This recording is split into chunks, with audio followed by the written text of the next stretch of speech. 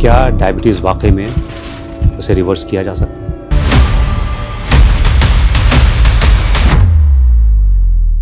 In certain patients, it is reversible. कैसे होती है सर्जरी और क्या होता है इसमें? तो स्टमक को छोटा सा ट्यूब में फैशन किया जाता है और वो जो ट्यूब को डायरेक्टली स्मॉल इंटेस्टाइन को कनेक्ट किया जाता है. ये जो सर्जरी है क्या ये मुश्किल है? But let's not press on timing of the surgery, duration of the surgery. तो safety of the patient is very important. अगर मान लीजिए कि 3 साल 4 साल 5 साल के बाद दोबारा से उनका फिर अनकंट्रोल रहने लगा, कि दोबारा सर्जरी पॉसिबल है इसमें? और भी सर्जरी कर सकते हैं, लेकिन उसके पहले हम फिर से उनका diet, exercise, lifestyle measures improve करते हैं. डॉक्टर साहब इस सर्जरी के कोई साइड इफ़ेक्ट्स भी हैं? Every medicine has a side effect. There is no surgery without any complications or consequences. Type 1 diabetes और टाइप 2 डायबिटीज़, इन दोनों में क्या डिफरेंस है? टाइप 1 वो होता है सर कि without insulin they will not survive, और टाइप 2 वो होता है तो उसमें इंसुलिन डेफिशिएंसी नहीं है, it is relative deficiency, insulin resistance ज़्यादा है. किस एज में आप एडवाइस करते हैं कि वो सर्जरी के लिए आ जाएं? एज और duration of diabetes is important. ये वो भी दावा करते हैं कि स्टेम सेल थेरेपी से भी डायबिटीज़ रिवर्सल हो सकता है या एक लेवल तक कंट्रोल हो सकता है. जहाँ तक मेरी नॉलेज है कोई कॉन्क्रीट एविडेंस नहीं है, तो लेट मी बी फ्रैंक कि currently we don't have any evidence to this. AIIMS के अलावा ये सर्जरी कहीं और हो रही है इंडिया में? ये uncontrolled diabetes as an indication for surgery, metabolic surgery, मेरे नॉलेज में उतना नहीं है.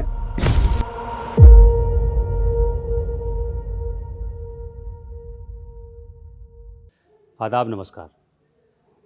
आजकल एक बहुत टर्म्स जो आप सुनते होंगे वो होता है डायबिटीज़ रिवर्सल. मैं आपको बहुत इंटरेस्टिंग कहानी बताता हूँ कि मैंने एक ऐड देखा किसी सोशल मीडिया पेज पे कि 99 रुपये में डायबिटीज़ रिवर्सल. मैं बड़ा चौकन्ना हुआ. कोई स्टार्टअप था, मैंने वहाँ कॉल किया कि भाई 99 रुपीज़ में आप डायबिटीज़ रिवर्सल कर रहे हैं जबकि पूरी दुनिया में भी इसका क्योर नहीं हुआ है पूरी तरीके से. तो मैंने उनसे कहा देखिए मैं एक बहुत बड़ी कंपनी में काम करता हूँ, मैं आपकी मुलाकात अपने प्रोमोटर से करवाता हूँ और आपका जो 99 रुपीज़ का फॉर्मूला है आप वो हमें दे दीजिए. अब ये डील आपकी करोड़ों में हो सकती है, कहाँ रोज़ रोज़ आप 99 रुपीज़ के चक्कर में पड़ेंगे. सो 3-4 मिनट का साइलेंस हुआ और खटाक, यानी फ़ोन कॉल गॉट डिसकनेक्टेड. तो डायबिटीज़ रिवर्सल पॉसिबल है या नहीं है ये बहुत बड़ा मसला है अपने आप में, और बहुत ज़्यादा मिसलीडिंग एड्स भी आते हैं. तो क्या वाकई में डायबिटीज़ को रिवर्स किया जा सकता है? लेकिन पिछले दिनों एक रिपोर्ट आई और रिपोर्ट उसमें भी डायबिटीज़ रिवर्सल की बात हुई, लेकिन इस बार जो ये खबर थी वो कोई स्टार्टअप या कोई मिसलीडिंग ऐड के थ्रू नहीं हुआ था, बल्कि इस वक्त हिंदुस्तान के जो प्रीमियर हॉस्पिटल है all India institute of medical sciences, वहाँ से ये खबर आई थी. तो मेरा इंटरेस्ट इसमें बहुत जागा, तो मैंने पता किया और फिर ये जो रिवर्सल का जो सर्जरी हुई थी मैंने उनको इनवाइट किया. Doctor Manjunath Maruti Pol, welcome to super exclusive informative podcast on diabetes. Doctor साहब, पहला सवाल, क्या डायबिटीज़ वाकई में उसे रिवर्स किया जा सकता है? हाँ, ये सच बात है कि डायबिटीज़ जो हम बता रहे हैं, बात कर रहे हैं, वो टाइप 2 डायबिटीज़ की बात कर रहे हैं. And in certain patients it is reversible. ये प्रोसीजर है क्या? जब हम डायबिटीज रिवर्सल की बात करते हैं, जो आपने सर्जरी की है, ये प्रोसीजर क्या है? अगर थोड़ा डिटेल में आप अगर व्यूअर्स को बता पाएँ कि कैसे होती है सर्जरी और क्या होता है इसमें? सर ये मेटाबॉलिक सर्जरी है. तो ये जो सर्जरी, मेटाबॉलिक सर्जरी जो बता रहे हैं, ये टाइप 2 डायबिटीज़ के लिए ही है. जनरली देखिए, जो जब भी कोई डिस्कशन में आता है कि डायबिटीज़ की सर्जरी हो रही है, मतलब डायबिटीज़ ठीक करने की सर्जरी हो रही है, तो लोग समझते हैं कि ये पैनक्रियास पे सर्जरी होती होगी. पर ये जो metabolic surgery for type 2 diabetes की बात कर रहे हैं, ये पैनक्रियास पे नहीं हो रही है, ये हो रही है स्टमक एंड इंटेस्टाइन पे. तो स्टमक को छोटा सा ट्यूब में फैशन किया जाता है और वो जो ट्यूब को डायरेक्टली स्मॉल इंटेस्टाइन को कनेक्ट किया जाता है. तो उससे क्या होता है कि जो खाना जो ले रहा है पेशेंट, डायरेक्टली स्टमक ट्यूब के अंदर से स्मॉल इंटेस्टाइन में पहुंच जाता है. अब ये कितना लेंथ ऑफ इंटेस्टाइन तो ये जो लार्ज इंटेस्टाइन वाला जो फॉर्मूला है वो ख़त्म हो गया इसमें, उसको बाईपास लार्ज करते हैं इंटेस्टाइन नहीं, ये स्मॉल इंटेस्टाइन की बात कर रहे हैं। हाँ लार्ज इंटेस्टाइन तो स्मॉल इंटेस्टाइन के बाद आता है। अच्छा तो खाना जब डायरेक्टली स्मॉल इंटेस्टाइन में जाता है, कुछ गुड हार्मोन्स होते हैं, गुड इनक्रेटिन हार्मोन्स सर्ज होते हैं, इंक्रीज होते हैं, और इससे जो इंसुलिन रेजिस्टेंस है, one of the major etiology, major कारण why this in type 2 diabetes the sugars get uncontrolled, या the basic concept की in case of type 2 diabetes वो ठीक होने लगता है। और जो एंटी इनक्रेटिन फैक्टर्स है, जो फंडस ऑफ द स्टमक, जो स्टमक से जो remaining part of the stomach है, जो डिओडिनम जो earliest part of the intestine है, हाँ, और जो जिजिनम बोलते हैं वो भी एक अर्लीस्ट पार्ट ऑफ इंटेस्टाइन है, वो उधर खाना नहीं जाता है, उसको बाईपास तो कर देते हैं। बाईपास हो जाता है। तो मैं बेसिकली ये बताना चाहता हूँ कि जो सर्जरी, मेटाबॉलिक सर्जरी जो टाइप 2 डायबिटीज़ के लिए हो रही है, वो पैनक्रियाज पे नहीं हो रही है, वो हो रही है स्टमक एंड स्मॉल इंटेस्टाइन पे। वो बाईपास करके सीधे फूड को हम ले गए स्मॉल इंटेस्टाइन में। ये पूरा प्रोसीजर जो है वो कितनी देर का होता है? सर फर्स्ट ऑफ ऑल मैं ये बताना चाहता हूँ, क्योंकि आपके सवाल के पहले भी मुझे 1 महीने पहले ये बहुत लोगों ने सवाल पूछा था। तो देखो, मैं ये बताना चाहता हूँ कि हम सब लोग ये ड्यूरेशन के बारे में ज़्यादा स्ट्रेस देना नहीं चाहिए, क्योंकि safety of the patient is important. देखो, जहाँ तक मेरे ऑपरेशन थिएटर में मैं जब सर्जरी करता हूँ, ये 2 से ढाई घंटे की सर्जरी है, but let's not press on timing of the surgery, duration of the surgery, because safety of the patient is very important. देखो, हम करते आ रहे इतने सालों से, तो हमारा जो हो सकता है हम पहले 3 घंटे में करते थे, अभी 2.5-2 घंटे में कर रहे, लेकिन सेम पेशेंट के लिए अगर कोई अच्छे सेंटर में एक्सपीरियंस सर्जन भी कर रहे हैं और वो 3-4 घंटे लगाते हैं, because every body is different and the physiology जो बोलते हैं वो भी डिफरेंट है, तो that is important. Actually India में क्या है ना कि जो पेशेंट्स हैं या उनके अटेंडेंट होते हैं, वो सर्जरी के छोटे या बड़े होने का अंदाज़ा टाइम से लगाते हैं कि अगर लंबे टाइम तक सर्जरी चल रही है तो ये मेजर सर्जरी है, क्विक अगर हो गया, जल्दी हो गया तो छोटी सर्जरी है। तो that's why I am asking कि ये जो सर्जरी है क्या ये मुश्किल है या इट्स नॉर्मल सर्जरी? एक तो मैं चीज़ बताना चाहता हूँ, ये अंडर अनस्थेशिया हो रहा है, पेशेंट बेहोश करने के बाद ही सर्जरी होता है। ये दूरबीन से या लैप्रोस्कोपिक सर्जरी या रोबोटिक सर्जरी से होता है। ये सर्जरी मेजर सर्जरी है, बल्कि 2-3 घंटे के बीच में जनरली होता है। लेकिन let me again tell you कि let's not stress on the duration of the surgery, because safety of the patient is the vital. Okay, तो ये जो सर्जरी है ये एक बार हो गई सर्जरी उनकी, मेटाबॉलिक सर्जरी, उसके कितनी देर के बाद इसका रिजल्ट आ जाता है शुगर स्पाइक पे? और दूसरी चीज़, ये क्या लॉन्ग टर्म है, लाइफ लॉन्ग है, या इसमें फिर कुछ प्रॉब्लम्स होती हैं बाद में, ऐसा भी कुछ है इसमें? देखिए, जो पहला पार्ट ऑफ द सवाल है कि आज हमने सर्जरी कर दिया है तो कितने घंटे के बाद, कितने दिनों के बाद, कितने महीनों के बाद शुगर ठीक हो जाएगा। देखिए, जो पिछले 1 साल 3 महीने से हमने ये सर्जरी किया है, और मोटापा का तो सर्जरी हम करते आ रहे हैं, राइट।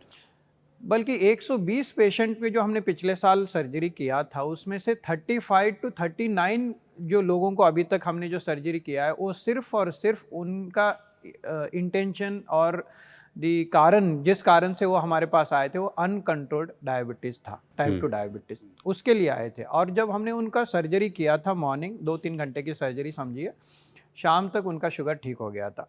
अब ये जो कुछ ठीक होने का जो सवाल है ना, इट डिपेंड्स कि on multiple factors, metabolic profile बोलते हैं। तो जो इंसुलिन डिपेंडेंट होते हैं, मतलब कि सारे 5-6 मेडिसिन ले लिया, परसिस्टेंटली हाई उनका HbA1c एवरेज शुगर्स है, और अभी वो तो प्योरली डिपेंडेंट ऑन इंसुलिन है, लेकिन पैनक्रियाज में अभी भी उनका रिजर्व है, उनकी शुगर बीटा सेल की रिजर्व है बेसिकली। तो हो सकता है उनका जो रिवर्सल है शाम तक ना अगले दिन आ जाए, बट जनरली हमने देखा गया है, जहाँ तक मैं ये सर्जरी देखा है उसके, क्योंकि हमने ये भी ऑपरेशन किया है, 16 साल का जो पेशेंट है, जो मेंबर ऑफ पार्लियामेंट है, अभी भी है, और बट वो सिर्फ और सिर्फ मेडिसिन लेते थे, 4-5 मेडिसिन लेते थे, और उनको इंसुलिन लेने की नौबत आई थी, क्योंकि 325, 353 और 400 प्लस एंड पोस्ट प्रेंडियल जो बोलते हैं, खाना खाने के बाद 400 में आ रहा था उनका शुगर, तो उसी रात में आया था। और कल भी हमने एक सर्जरी किया है जो 62 यूनिट्स ऑफ इंसुलिन ले रहे थे, 6 मेडिसिन पहले ले चुके थे, वो बंद करके ये सिर्फ इंसुलिन पे डाला गया था। उनका सर्जरी हमने कल किया है, कल शाम तक। आज सुबह उनका शुगर लेवल्स 150 है without any oral anti diabetes medicine और इंसुलिन। इनक्रेडिबल। तो ये पॉसिबल है। बल्कि जो सेकंड पेशेंट जो हमने कल किया था वो बता रहा था, वैसे हमने 35 केसेस किया, लेकिन सेकंड केस के बारे में जो अभी बता रहा था वो उनका जो बीटा सेल प्रिजर्व जो हुआ था वो 0.78 नैनोग्राम पर ml था। मतलब it was very very less reserve in the pancreas. ये एक उनका अच्छा बात थी कि पोस्ट प्रेंडल मतलब खाना खाने के बाद जो उनका रिजल्ट आया था वो 1.34 आया था। So that is what the patient wanted the benefit out of it. जब हमने उनको काउंसलिंग करते हैं, बड़ी टीम होती है हमारी सर्जरी की, सब लोग बैठे रहते हैं, मैं बैठा रहता हूँ, रेसिडेंट बैठे रहते हैं, पेशेंट बैठा रहता है, पेशेंट के रिलेटिव्स बैठे रहते हैं, बहुत लोग रहते हैं। इन दिस सिनेरियो हम पेशेंट को बताते हैं एंड पेशेंट को एक्टिवली पार्टिसिपेट करते हैं कि डिसीजन मेकिंग के लिए।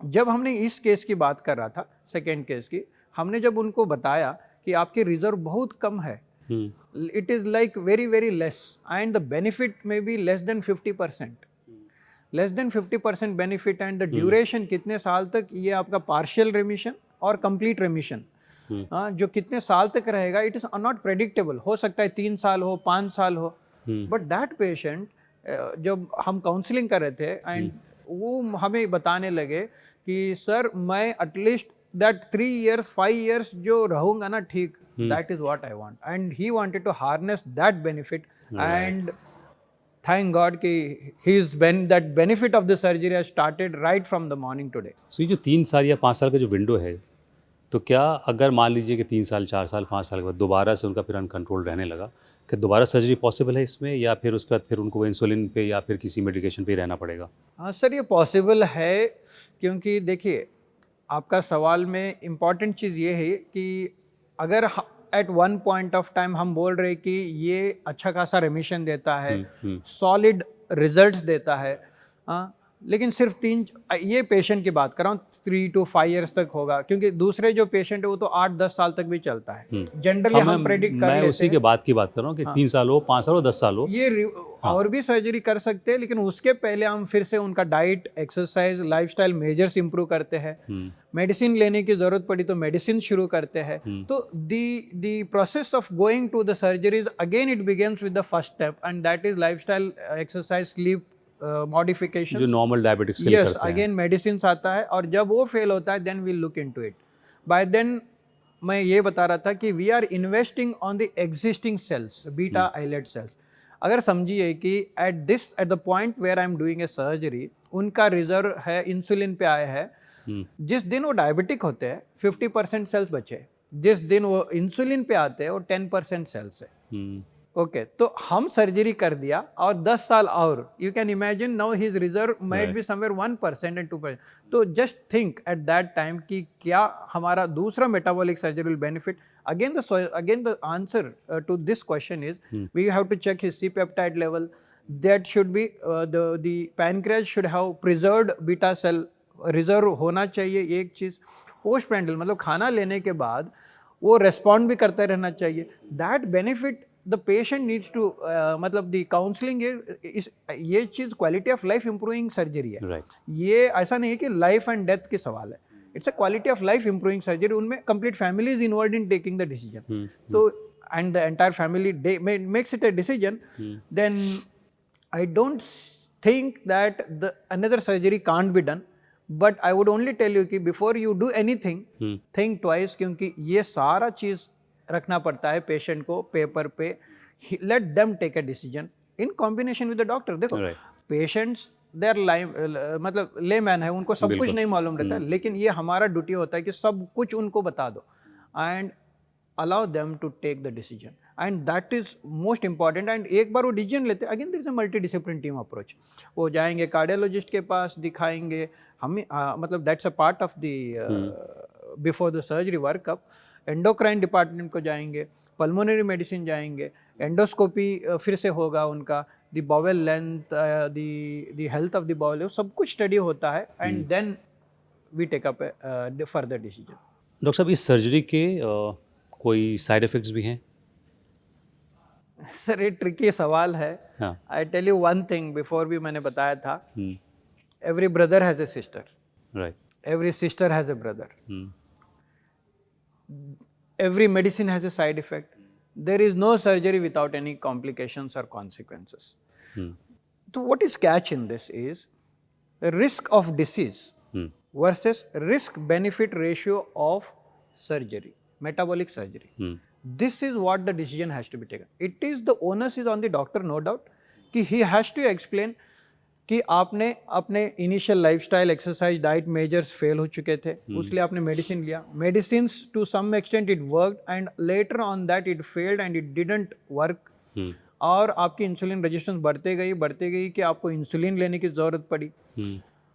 सी there the natural history of the disease, this is what the risk of disease मैं बताना चाहता हूँ कि अल्टीमेटली जब परसिस्टेंटली हाई ग्लूकोज रहता है, दिस आल्सो नोन एज ग्लूकोटॉक्सिसिटी, तो उसका कॉन्सिक्वेंस क्या है? उसका कॉन्सिक्वेंस है प्रोटीन लीक होता है किडनी से, किडनी फेल होता है, खून के नस ब्लॉकेज होने लगते हैं, हार्ट अटैक हो सकता है, हार्ट के वेसल्स ब्लॉकेज होए तो, पैर के खून के नस ब्लॉकेज हो तो वो दर्द होता रहता है, क्लॉडिकेशन बताते हैं. उसके बाद इधर बाईपास सर्जरी करने की ज़रूरत पड़ती है या स्टेंटिंग करने की ज़रूरत पड़ सकती है.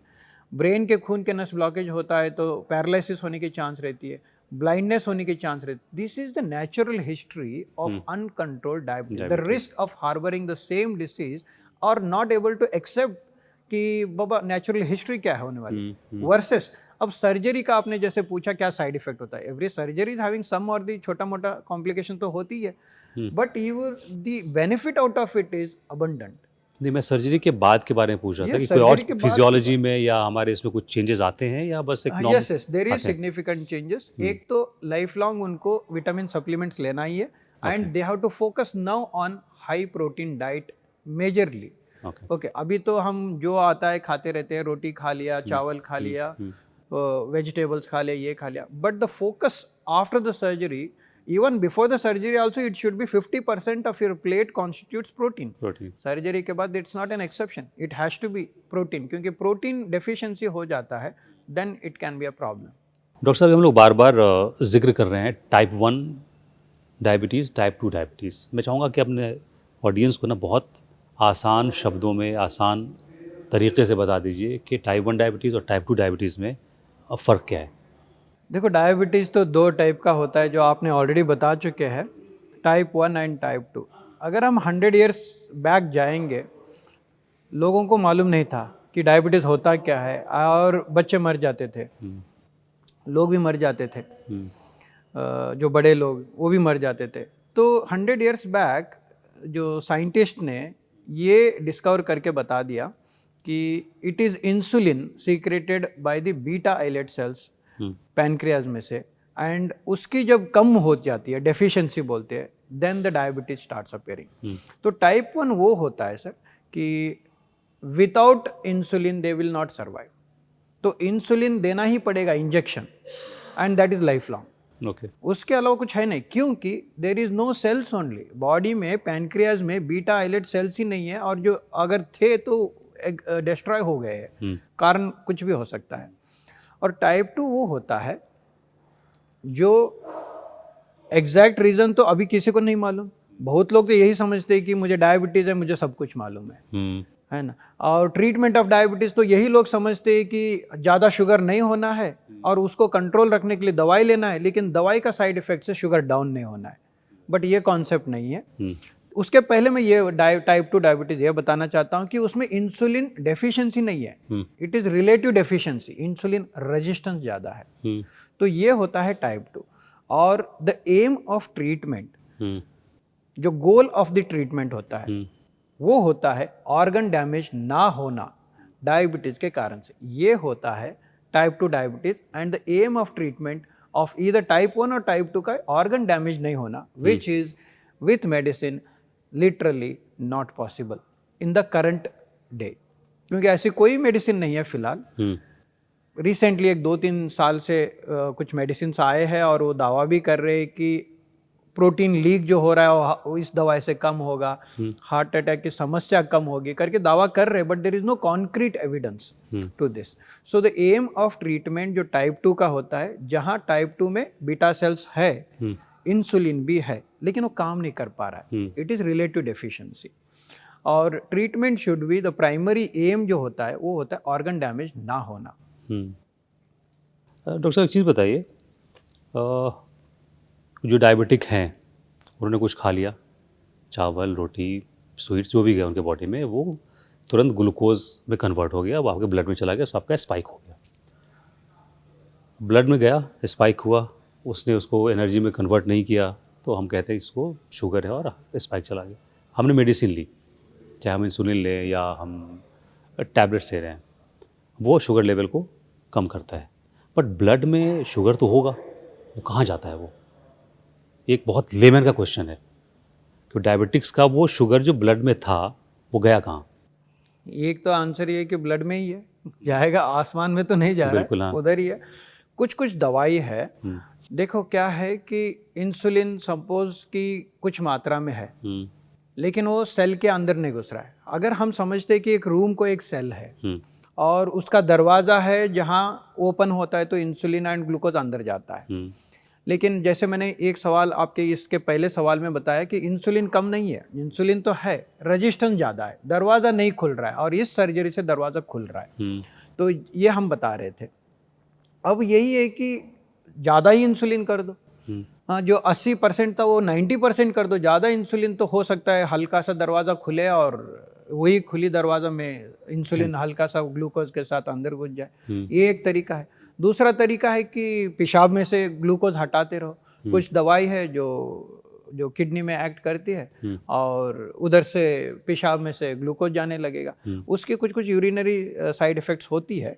ओके, तो उसके अलावा भी है कुछ जो रेजिस्टेंस कम कर सकती है करके, तो ये सारा है। लेकिन मैं ये बताना चाहता हूँ कि जो ग्लूकोज ज़्यादा है शुगर में, सॉरी खून के नस में, वो जब ज़्यादा होता है वो टॉक्सिसिटी है। This is also known as glucotoxicity, और इसकी ही इफेक्ट्स होती है और द कॉन्सिक्वेंसेस होती है ऑर्गन डैमेज। तो ये जो आपने भी एक बात कही कि जो शुगर है वो यूरिन के थ्रू भी पास होता है, और आपने कहा कि उसको ख़तरा भी होता है थोड़ा, यूटीआई का ये क्या कॉमन कॉज है? यस सर, वो दवाई से होती है। देर आर सम मेडिसिन, एम्फाग्लिफोसोसिन, डेपाग्लिफाजोसिन, ये जो दवाई है ना, ये पेशाब के थ्रू ग्लूकोज एक्सेस पास करने में मदद करती है, ताकि देखो एम यही है कि जो खून के नस में ग्लूकोज है ना उसको मात्रा में कम रखना है। मगर उसका कहीं ना कहीं असर तो होगा। हाँ, कहीं ना कहीं तो असर है, कहीं ना कहीं तो तरीका ढूंढना पड़ेगा, उड़ के तो नहीं जा पाएगा, बिल्कुल, है ना। तो ये एक तरीका है। और ऑब्वियसली जब देखो ब्लाडर में ज़्यादा ही ग्लूकोज पड़ा हुआ है तो ग्लूकोज तो सारे लोगों को अच्छा लगता है ना, तो इन्फेक्शन को भी अच्छा लगता है। तो इन्फेक्शन चांसेस, जैसे आपने बताया यूरिनरी ट्रैक्ट इन्फेक्शन, वो होने की चांस रहती है। अच्छा, इसी से जुड़ा एक सवाल मेरा ये है कि कहते हैं कि 45 प्लस के जो लोग हैं वो 5 में से 1 डायबिटिक हैं अभी। आप ऐसे लोगों को, अब मैं ये तो नहीं कहूँगा यंग लोगों को आप सर्जरी के लिए उनको आप एडवाइस करें, लेकिन अगर 45 प्लस में अगर लोग हैं और वो डायबिटिक हैं तो एडवाइजेबल है कि वो 50 से पहले सर्जरी करा लें, सो दैट उनकी जो शुगर कंट्रोल का जो प्रोसेस है वो थोड़ा पहले शुरू हो जाए। 40 प्लस में आप 45 प्लस में आप एडवाइस करते हैं, किस एज में आप एडवाइस करते हैं कि वो सर्जरी के लिए आ जाएं, मेटाबॉलिक सर्जरी के लिए? सो मेटाबॉलिक सर्जरी के लिए फ़िलहाल तो हम ये बता रहे 18 to 65 ईयर्स ऑफ एज। लेकिन आपके सवाल में ये मैं बताना चाहता हूँ कि आप age of the patient consider कर रहे हैं। हम क्या बता रहे, एज और duration of diabetes is important. अगर समझिए कि पहले जैसे आपने बताया 45, पहले तो हम देखते थे कि 50-60 ईयर्स में डायबिटीज़ आता था। 10-20 साल के बाद उसकी टॉक्सिसिटी, मतलब जो किडनी फेल होती थी, हार्ट अटैक या पैरालिसिस होता था, अल्टीमेटली नेचुरल डेथ की तरह दिखता था, ओल्ड एज हो गया वो सब। लेकिन currently we are seeing 2 epidemics. India is capital city of world of diabetes. Right. India is also a capital city of uncontrolled diabetes. अब ये पॉपुलेशन कहाँ से आएगा? 50-60 से थोड़ी ना आ रहा है, ये तो वर्किंग पॉपुलेशन से आ रहा है। Diabetes can occur at any age group. तो अगर 30 ईयर्स में डायबिटीज़ आ रहा है तो ऑब्वियसली 40 या 45 या 50 ईयर्स में उनकी प्रॉब्लम शुरू हो रही है। Yes, this surgery is beneficial for them. We need to save this working population. अब age of the patient he is not just important, it is one of the important, लेकिन duration of diabetes is much more important. ICMR का data है जिसमें कहा जा रहा है कि इंडिया में अभी लगभग 11 करोड़ लोग डायबिटिक्स हैं। कुछ और डेटाज अगर मैंने जो देखा है तो उसमें ये 20-21 करोड़ तक भी जा रहा है। मैं 11 करोड़ ही मान लूँ कि अभी हैं डायबिटिक्स, प्री डायबिटिक्स भी हैं, बहुत सारे लोग हैं। मैक्सिमम लोग जो इसमें हैं 25-30% वो लोग हैं जिनका अनकंट्रोल्ड डायबिटीज़ है, मतलब शुगर लेवल वो अपना कंट्रोल कर ही नहीं पा रहे हैं। सो एक तो ये होगा कि उनका शुगर लेवल हर वक्त ज़्यादा रहता है, 300, 350 है, जो भी है। तो जब आपके पास वो आएँ अगर मेटाबॉलिक सर्जरी के लिए, तो क्या क्या उनका पैरामीटर्स होना चाहिए? एक तो हाई शुगर लेवल है उनका और अनकंट्रोल्ड डायबिटीज़ है उनकी, और क्या क्या पैरामीटर्स होने चाहिए before going to metabolic surgery? Sir ये क्वेश्चन का आंसर ये है कि व्हाट इज अनकंट्रोल्ड डायबिटीज।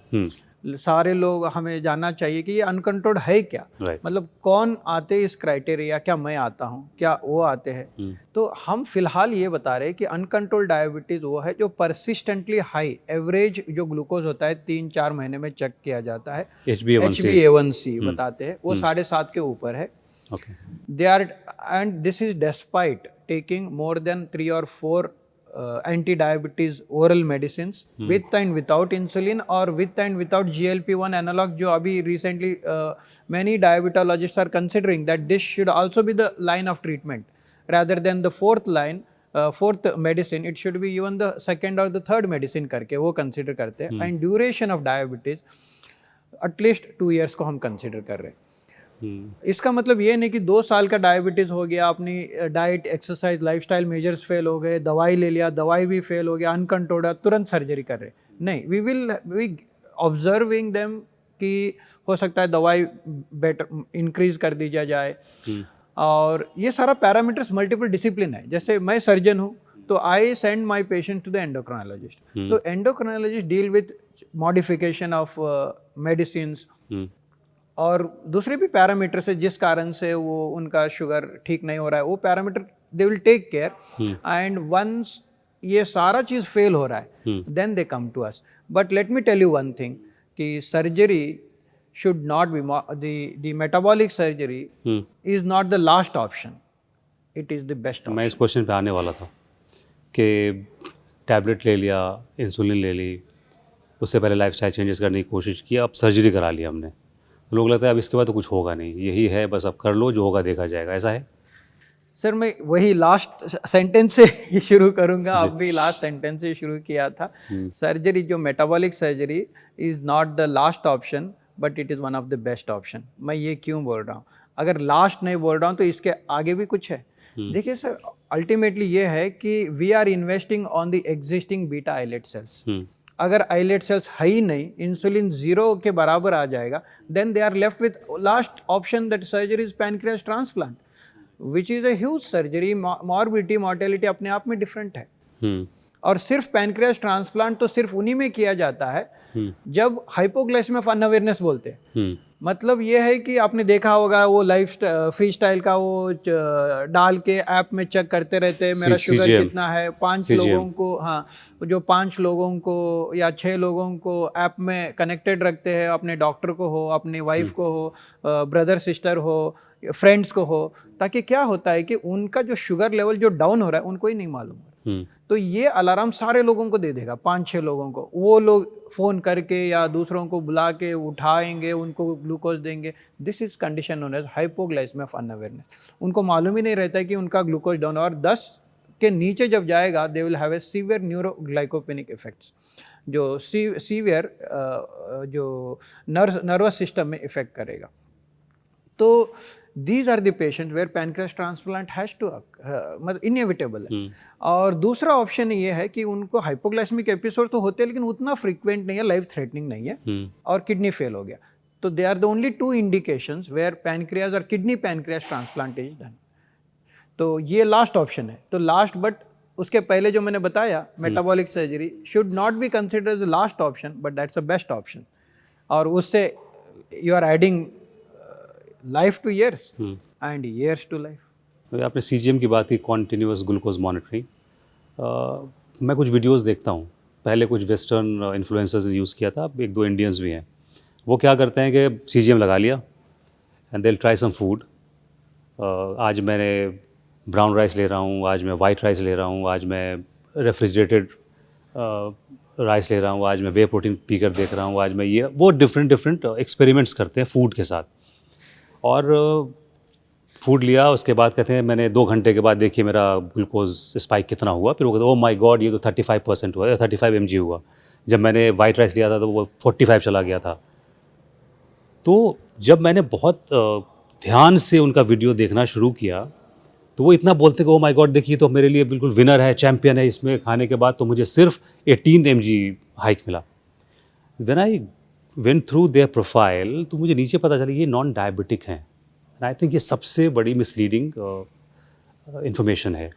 एक अगर डायबिटिक बंदा वो वीडियो देख रहा है वो तो ये मान कर चलेगा कि अगर मैं ब्राउन राइस लूँगा तो 35 mg बढ़ेगा और वाइट राइस ले लूँगा तो वो हमारा 45 या 50 mg बढ़ता है, जबकि in diabetes it can shoot yes to a great, मतलब हो सकता है 10% से हो या 50% से हो, द पर proportion nobody knows, but yes आपका सवाल मेरे लिए ये इसलिए होगा ये सवाल कि इसका साइंटिफिक रीज़न क्या हो सकता है कि नॉन डायबिटिक में हो सकता है कि 10 mg% बढ़ गया और डायबिटिक में 30-40% क्यों बढ़ गया, इसका साइंटिफिक रीज़न क्या हो सकता है। मोस्ट प्रोबेबली आप ये सवाल मुझे इसलिए पूछा होगा। Yes you are right. देखिए जब फूड हम लेते हैं वो स्टमक पे जाता है, स्टमक के बाद डिओडिनम बोलते हैं, प्रॉक्सिमल पार्ट ऑफ इंटेस्टाइन है, जिजिनम है, उधर ना कुछ हार्मोन्स है, ओके, ग्रेलिन है, लेप्टिन है, ग्लूकेगॉन जो सीक्रेट करने वाले जो है, जीआईपी करके एक हार्मोन है, उसका नाम है GIP, glucagon sorry glucose dependent insulinotropic polypeptide, GIP बोलते हैं, okay, glucose dependent insulinotropic polypeptide. अब मैं ये क्यों बताना चाहता हूँ, ये एक एग्जांपल दे रहा हूँ, ऐसे बहुत सारे हैं।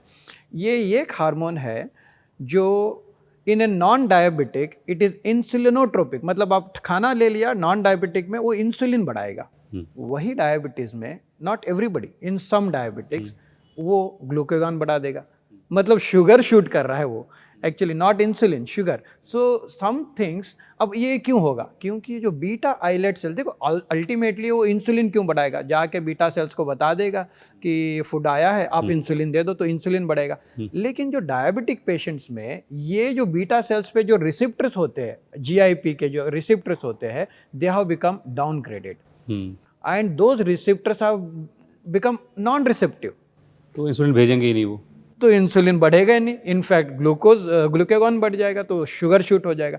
सो this is one of the answer I can give you, this is one of the answer, there are many answers to this.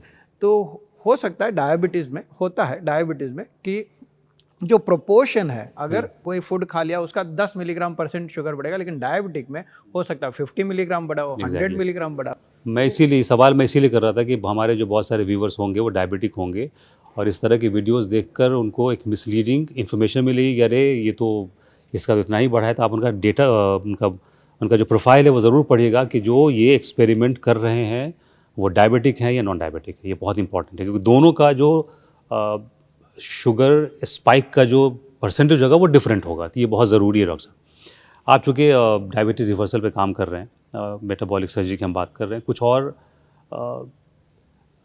Options की बात कर लेते हैं जो सोशल मीडिया के थ्रू और अलग अलग तरीक़ों से हम तक पहुंचती है। कि स्टेम सेल थेरेपी है, वो भी दावा करते हैं कि स्टेम सेल थेरेपी से भी डायबिटीज़ रिवर्सल हो सकता है या एक लेवल तक कंट्रोल हो सकता है। Is it true? जहाँ तक मेरी नॉलेज है कोई कॉन्क्रीट एविडेंस नहीं है, तो लेट मी बी फ्रैंक कि currently we don't have any evidence to this. ये होता क्या स्टेम सेल थेरेपी, क्या करते हैं इसमें? बेसिकली ये है कि जो सेल को रीजनरेट करने की कोशिश कर रहे हैं, बीटा सेल्स को, यस, बीटा आइलेट सेल्स को कोशिश कर रहे हैं कि उसको रीजनरेट करने की, बल्कि अभी कॉन्क्रीट एविडेंस नहीं है, तो let me not tell anything on this. पिछले कुछ साल से चाइना की भी कुछ खबरें आ रही थी कि वहाँ भी डायबिटीज़ रिवर्सल पे काम हुआ है, काफ़ी सारे लोगों को रिवर्स किया गया डायबिटीज़, और पिछले 1 साल 1.5 साल से वो लोग मेडिसिन पे नहीं है, नॉर्मल ब्लड शुगर लेवल है उनका। वहाँ वो कौन सी थेरेपी उन लोगों ने यूज़ की है? सर वो भी मेटाबॉलिक सर्जरी है, and metabolic surgery in low BMI वो कर रहे हैं, एंड उनके रिजल्ट्स भी पब्लिश्ड है, and the same surgery not same, it's a similar और सिंप्लीफाइड सर्जरी.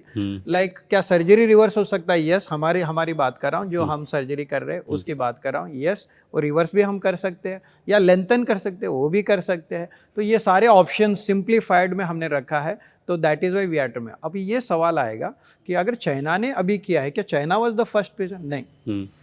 अगर 1995 में एक पेपर जो पब्लिश हुआ था, जो ऐसे ही सर्जरी करके उन्होंने डायबिटीज रिवर्सल का कुछ बात किया था, तो उन्होंने एक रिसर्च क्वेश्चन डाला, is diabetes a surgical disease?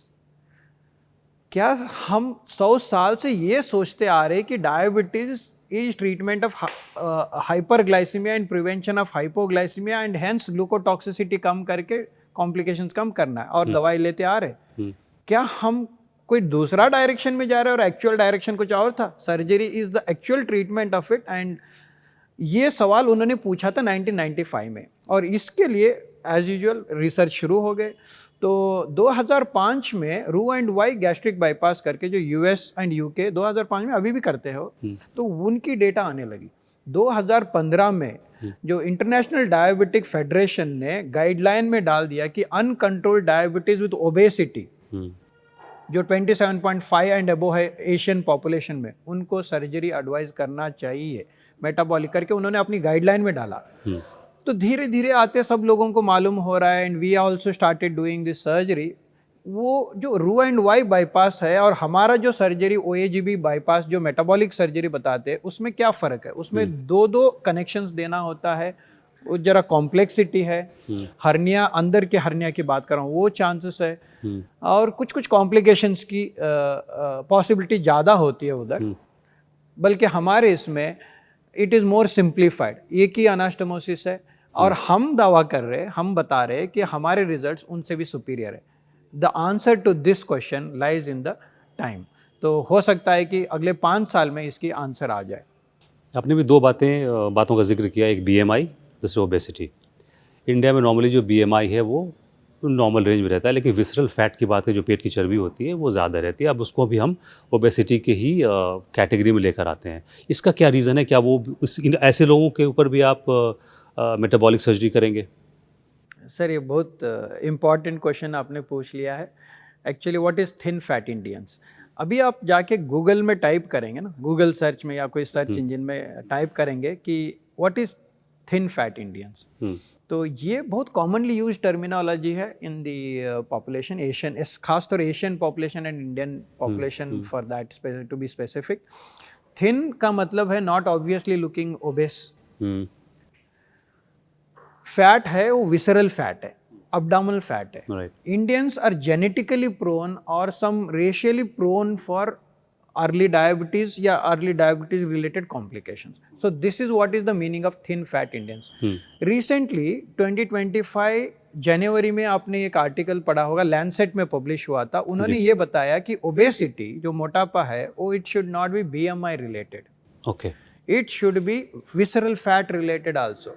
मतलब अगर अब्डोमिनल गर्द 102 सेंटीमीटर से ज़्यादा है इन मैन एंड 88 सेंटीमीटर से ज़्यादा है इन वुमेन, तो they are very high risk for insulin resistance and development of diabetes और डायबिटीज़ रिलेटेड कॉम्प्लिकेशंस. तो वो ये बताता है कि don't get driven by the BMI, मतलब it is not a number factor. Okay, so अब दूसरा सवाल यह है, क्या आप थिन फैट इंडियंस को ऑपरेट करना चाहते हो? करंटली देखिए, आउट ऑफ 120 35 पेशेंट्स में जो हमने सर्जरी किया है वो उनका BMI था 30 प्लस एंड माइनस ऑफ 2.5, मतलब 27.5 से 32.5 who came only for uncontrolled diabetes. अब आपका दूसरा पार्ट ऑफ सवाल ये था, क्या 21 BMI से 27.5 BMI को सर्जरी करना चाहिए? यस, ऑब्वियसली करना चाहिए. हमने परमिशन अप्लाई किया है एथिक्स टीम को, तो इंस्टीट्यूट एथिक्स कमेटी है, they will look into it. हमने एप्लीकेशन डाला है 1 महीने पहले, वो परमिशन आते आते 1-2-3 महीने हो जाता है. And I think we should be able to help these individuals also, क्योंकि अभी तक तो इनका भी नंबर बहुत ज़्यादा हो गया, वेटिंग नंबर. तो ये जो मेटाबॉलिक सर्जरी होती है, यूजुअली जो डायबिटिक्स होते हैं उनमें हार्ट स्ट्रोक्स के ख़तरे बढ़ते हैं. जो डायबिटिक होते हैं, किडनी फेलियर का ख़तरा रहता है, रेटिनोपैथी का ख़तरा रहता है, या नर्व डैमेजेस का ख़तरा रहता है. तो आफ्टर दिस सर्जरी जो हम मेटाबॉलिक सर्जरी करते हैं, तो ये ख़तरे कम हो जाते हैं या वो रहते हैं बट आप जब तक कंट्रोल में है सब कुछ तब तक ठीक है, रुका हुआ है, वो ऐसा है? ये भी एक इम्पॉर्टेंट सवाल है कि जहाँ तक हमने देखा है, डायबिटीज़ सर्जरी के बाद ऑलमोस्ट इंस्टेंटली उसी यूनिट या अगले दिन उनका शुगर लेवल्स ठीक होने लगता है, and this was part of diabetes. The other part is cardio metabolic जो कॉन्सिक्वेंस होते हैं, जैसे हाइपरटेंशन है, लिपिड कोलेस्ट्रॉल की प्रॉब्लम है, हाँ, और उसके कारण से जो खून के नस में प्लाक्स पड़े हैं, वो सब चीज़ें हैं, क्या वो रिवर्स हो सकता है? देखिए, जो कार्डियो मेटाबॉलिक जो फैक्टर्स है, they are dependent multiple factors, not just gut hormone related. जो डायबिटीज़ ठीक हो रहा है वो गट हार्मोन रिलेटेड के कारण से ही ठीक हो रहा है। जहाँ तक सवाल आ गया कि एथेरोस्क्लेरोसिस, जो खून के नस ब्लॉकेज हो रहा है, हार्ट अटैक हो रहा है, स्ट्रोक हो रहा है, तो irreversible changes that have already occurred, they can't be done again, undone नहीं हो सकता, वो स्विच बैक नहीं होगा, लेकिन प्रोग्रेशन फर्दर डैमेज नहीं होगा। हाँ, वही प्रिवेंशन ऑफ दिस प्रोग्रेशन एक हो सकता है। बस यही है कि 80% लोगों में हमने देखा गया है बीपी भी ठीक होता है, लेकिन अब 20% का क्या कर रहे हैं? सो ये पेशेंट्स है 5 से 7 साल के बीपी के पेशेंट्स है जो बहुत सारे मेडिसिन ले रहे हैं, उनका हम भी ऑब्जर्व किए कि बीपी वापस आ रहा है। जहाँ तक कोलेस्ट्रॉल की बात है, वो हम बाईपास का लेंथ में भी जरा एडजस्ट कर सकते हैं उसमें, लेकिन उनका भी कुछ लोगों का जो कोलेस्ट्रॉल है वापस आ रहा है, देखा गया है, लेकिन there are ways and means. बस मैं ये बताना चाहता हूँ, जो कार्डियो मेटाबॉलिक रिस्क फैक्टर्स को कंट्रोल करने के लिए दवाई दे सकते हैं, इसका मतलब ये है कि सर्जरी डायबिटीज को तो एक बार उसने कंट्रोल दे दिया, कार्डियो मेटाबॉलिक फैक्टर्स के लिए हल्का सा दवाई देने से अगर वो ठीक हो सकती है, देन ही life is getting prolong, and that is what is important. अब एक सवाल है डॉक्टर साहब, अगर ये पॉडकास्ट देखने के बाद इंडिया से कोई भी पेशेंट आता है, डायबिटिक आता है कि मुझे मेटाबॉलिक सर्जरी करानी है, एम्स के बारे में सबको पता है कि वहाँ बहुत लंबा क्यू होता है, बहुत लंबी लाइंस होती हैं, कितने टाइम में वो ओटी तक पहुँच जाएगा? देखिए, ये सारे प्रायोरिटी की क्वेश्चंस है। इम्पॉर्टेंट चीज़ यही है, जैसे कोई पेशेंट आता है इमरजेंसी में, तो इमरजेंसी का एक लिस्ट अलग ही होता है। तो देखिए, जो number of patients who are coming triage में हम देखते हैं, इवन और रूटीन ओपीडी अगर अभी और ट्रायज करते हो तो आपको मालूम हो जाएगा कि कौन से ओपीडी में कौन से नंबर ज़्यादा है, तो उनके रेस्पेक्टिव ऑपरेशन थिएटर्स रहते हैं। जैसे मेरे जो लिस्ट में, जैसे जो ओबेसिटी के पेशेंट्स बहुत आते हैं, अनकंट्रोल डायबिटीज़ के तो पेशेंट बहुत आते हैं, ये सारा है, तो मेरा एक ऑपरेशन थिएटर है, तो I have to manage that accordingly कि बाबा इनको प्रायोरिटी देना पड़ेगा, क्योंकि इनकी प्रोपोर्शंस है। जैसे मेरा देखो 60 से 70% यही पेशेंट्स है जो ओबेसिटी है और मेटाबॉलिक सर्जरी, जो अनकंट्रोल डायबिटीज़ के ही पेशेंट्स है जो आ रहे हैं। तो और दूसरे पेशेंट्स भी है 10% 2% 3% तो होती है, तो with that proportion we will have to give a priority कि इनको, तो it is just a management कि ऐसा नहीं है कि एम्स में बहुत लंबी लाइन तो होती है, एंड एम्स का तो बताने की ज़रूरत नहीं है, जैसे around I think 50,000 patients per year ऐसा कुछ तो हो जाता है, but it's a question of priority. वो आपने इमरजेंसी की बात की ना, तो मुझे मुन्ना भाई MBBS का वो बड़ा अच्छा सीन याद आ गया था। अगर जल्दी एडमिशन चाहिए बिना पेपर वर्क के तो इमरजेंसी में एडमिट हो जाओ, तो वो भी एक सर इमरजेंसी में कोई पेपर पूछता नहीं है एम्स में, first is the treatment, simultaneously history taking भी होता है, साइमल्टेनियस इस तरफ ट्रीटमेंट भी चल रहा है, इसमें हिस्ट्री भी ले रहे हैं और साइमल्टेनियसली चल रहा है। पेपर वर्क तो बाद में भी होता है, वो एम्स में तो आपको मालूम है कि paper work for emergency is not important, it is patient who is the priority and वो। अब जहाँ तक मेरा सवाल आ गया, हमारा लाइफ एंड डेथ के सवाल नहीं, क्वालिटी ऑफ लाइफ इंप्रूविंग सवाल है, ये दोनों अलग अलग चीज़ है। इमरजेंसी में तो लाइफ एंड डेथ वाले पेशेंट्स आते हैं, और मेरे पास जो आप क्वेश्चन जो पूछ रहे हैं वो क्वालिटी ऑफ लाइफ इम्प्रूवमेंट है। एक्चुअली क्या है कि हमारा जो पेशेंट आता है एटलीस्ट 3 डेज तो लग ही जाता है वर्कअप में, क्योंकि मल्टी डिसिप्लिन टीम वर्कअप होता है। The patient is seen bye multiple disciplines, cardiologist, क्योंकि उनकी सारे का इकोकार्डियोग्राफी, ECG, उनकी क्लियरेंसेस चाहिए, पल्मोनरी मेडिसिन की क्लियरेंस चाहिए, एंडोक्राइन की क्लियरेंसेस चाहिए, वैसे मेडिकल गैस्ट्रोएंटरोलॉजी, एंडोस्कोपी, हिपैटोलॉजिस्ट भी देखते हैं। सो सारे क्लियरेंसेस होते होते 3-4 दिन लग जाता है, तो वर्कअप के लिए एटलीस्ट 3 to 4 डेज तो हो ही जाता है। तो आई वुड से कि इतना तो है, एंड हल्का सा वेटिंग तो रहता है, जैसे एंडोस्कोपी में कुछ अल्सर हो गया तो अल्सर ट्रीट करना भी ज़रूरी है, 1 महीना लग जाता है, उनको दवाई मेडिसिन दे देते हैं, तो वो आएंगे वापस, एंडोस्कोपी होगा, everything is all right, then we proceed. तो ऐसा है कि it's question of how will you manage, and I am मतलब मुझे बताने की ज़रूरत नहीं है कि जब 50,000 पेशेंट आ सकते हैं and the institute can manage it, समझिए कि और 10,000 भी एक्स्ट्रा आ जाएंगे, तो the institute knows how to manage them very well and it is well equipped with that. And I am sure you must have seen so many diabetic patients. आपने बहुत सारी बैरेट्रिक सर्जरी भी की है, मेटाबॉलिक सर्जरी भी की है आपने। क्या टेक ऑन है आपका डायबिटिक पेशेंट्स के लिए? देखिए, मैं ये बताना चाहता हूँ, in this modern era lifestyle measures are very important. जैसे डाइट है, एक्सरसाइज है, स्लीप है, ये लाइफस्टाइल मॉडिफिकेशंस बहुत एसेंशियल है, and this is the primary. और ये करना ज़रूरी है, क्योंकि आप सर्जरी कर लो ना कर लो उसकी ज़रूरत है, सर्जरी के बाद भी ज़रूरत है। उसके बाद आता है कि मेडिसिन्स फॉर डायबिटीज़, कि जब लाइफस्टाइल एक्सरसाइज मेजर्स फेल हो गए तो मेडिसिन शुरू करना है। ग्रेजुअली मेडिसिन्स भी इंक्रीज करते हैं diabetologist, and to achieve control basically कि तो एक दिन आ जाता है कि दवाई की असर कम होने लगती है और अनकंट्रोल्ड डायबिटीज़ होने लगता है। सो मैं ये बताना चाहता हूँ कि metabolic surgery is a gift of quality of life as well as quantity of life. तो ये डिपेंड्स कि कितना क्वांटिटी कितना क्वालिटी, ये मेटाबॉलिक प्रोफाइल पे डिपेंड होगा। लेकिन after the surgery also lifestyle, exercise, diet, sleep measures तो लेना ही है। It should not be considered as the last option, it is the best option. क्योंकि ये ऑप्शन अगर आप समझ रहेंगे कि मैं और ज़रा वेट करूँगा, ऑर्गन डैमेज जो हो गया ना, इरिवर्सिबल डैमेज जो हो गया तो हो गया, वो that is not reversible, that is not reversible, but progression can be prevented or the speed can be reduced significantly। तो ये मैं बताना चाहता हूँ कि don't wait for that day to come where dialysis करने की ज़रूरत पड़ी है, blindness हो रही है तो लेज़र ट्रीटमेंट की ज़रूरत पड़ी है, हार्ट अटैक आ रहा है, खून के नस ब्लॉकेज हो रहे तो बाईपास करने की ज़रूरत पड़ रही है, या खून के नस जो पैर के उसको बाईपास करने के, these are also very costly and they are having more risk than this। So this should not be considered as the last option. This is one of the best option. When diet, exercise and medicine fail, people should opt for the metabolic surgery। क्योंकि अगर ये आप opt नहीं करोगे and आपका insulin producing जो factory है, beta cells वगैरह, वो खत्म हो जाएंगे, then you will be left with only last option, that is pancreas transplant या kidney pancreas transplant surgery, which is having more morbidity risk. AIIMS के अलावा ये सर्जरी कहीं और हो रही है इंडिया में? सर, करंटली मेरे नॉलेज में ये uncontrolled diabetes as an indication for surgery, metabolic surgery, मेरे नॉलेज में उतना नहीं है।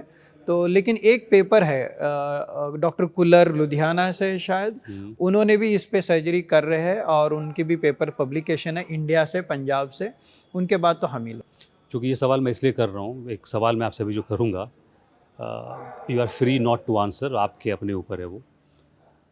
आमतौर पे ये देखा गया है कि फार्मा लॉबी बड़ी स्ट्रॉन्ग रहती है, और कोई भी फार्मा लॉबी कभी भी क्योर को प्रमोट नहीं करती है, क्योंकि ऑब्वियसली उन्होंने हज़ारों करोड़ लगा के रिसर्च की है, मेडिसिन लेकर आए हैं, किसी भी चीज़ का क्योर हो गया तो उनका पूरा जो मार्केट है वो ख़त्म हो जाएगा। तो फार्मा लॉबी हमेशा क्योर को रोकती है। वो कहते हैं आप मेडिसिन लो, बेसिकली जो मेडिकल प्रॉब्लम जो है वो सब्सक्रिप्शन पे चलता है, आपको बीमारी हो गया आप लाइफ लॉन्ग मेडिसिन लेते रहिए। जो ये मेटाबॉलिक सर्जरी है ये कम्प्लीटली रिवर्सल है, भले ही वो 5 साल के लिए हो, 10 साल के लिए, लाइफ लॉन्ग हो, ये कम्प्लीट रिवर्सल या क्योर कह सकता हूँ मैं कि डायबिटीज़ के लिए है। आपको लगता है कि आने वाले दिनों में फार्मा लॉबी थोड़ी स्ट्रांग हो जाएगी, वो कहेगी नहीं ये तो उसमें कुछ PR स्टोरीज आएंगी कि इसके तो ये रिपरकशंस हो सकते हैं, ये साइड इफ़ेक्ट हो सकते हैं, you should not go for metabolic surgery, और फिर ये बहुत पॉपुलर ना हो? आपको लगता है कि ये ख़तरा भी हो सकता है? देखिए, ये सब मैं नहीं जानता हूँ फ़िलहाल, लेकिन मैं ये बताना चाहता हूँ कि nobody can halt progress, nobody can halt progress. मेरे नॉलेज से ये है कि मेडिसिन्स भी रहेंगे, सर्जरी भी रहेगा, सिर्फ उनकी पर्टिकुलर इंडिकेशंस डिफरेंट रहेगी। और समझिए कि सर्जरी के 10 साल के बाद 5 साल के बाद फिर से डायबिटीज आ जाता है, again the person will be put on medicine, lifestyle exercise तो होंगे ही, उसके बाद मेडिसिन आएंगे ही. So I am not telling कि they are going to be a separate, मतलब कि रेलवे लाइन के दो है और दे विल नेवर ज्वाइन, नहीं ऐसा नहीं है, मुझे नहीं लग रहा.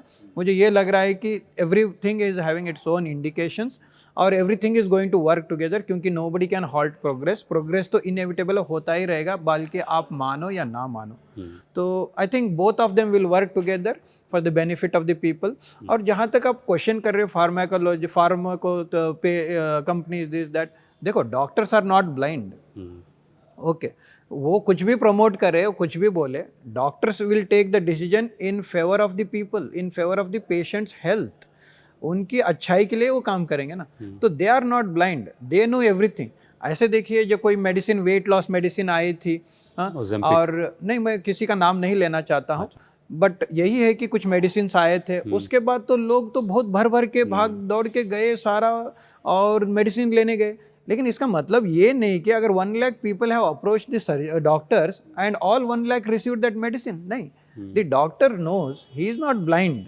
Okay, he knows who actually would benefit and who should actually receive that medicine, and only that. हो सकता है कि 1 लाख लोग गए हैं और actually the people who received maybe 500 or 1000, है ना. तो मैं बेसिकली ये बताना चाहता हूँ कि doctors all of them are working in the direction to help the patient, और द मकसद जो aim of the treatment should be to prevent organ damage.